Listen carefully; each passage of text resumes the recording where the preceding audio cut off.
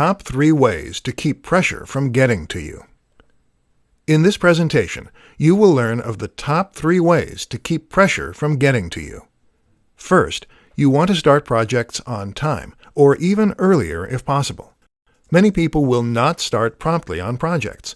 As a result, they have to rush their work in order to get themselves back on schedule, which results in added pressure. By starting the project on time, or even earlier, they can avoid having to rush and the added pressure that goes along with it. Second, you need to work diligently throughout the project, only focusing on the task that you are currently working on. Many people will divert their attention between what they are currently working on and what lies ahead.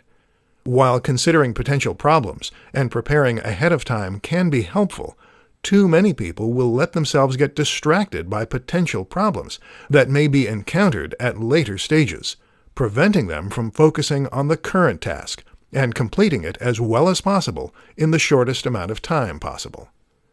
In addition, many people will allow their minds to wander while working on a current task, including thinking about family or friends and thinking about what they want to do when they get home or what they want to do this weekend.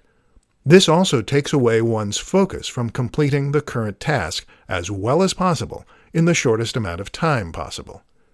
It is vital to focus all of your energy on completing the current task in order to get it done well in the shortest amount of time possible. Third, you need to stay on top of things and do the best work you can. You need to pay attention to how much time you have to complete a project and not devote too much time to any one particular task.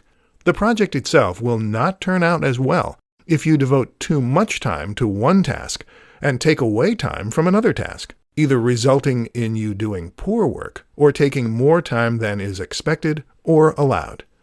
Do the best work you can in a set amount of time for each stage of the project. Then, move on to the next stage of the project. Now you know the top 3 ways to keep pressure from getting to you.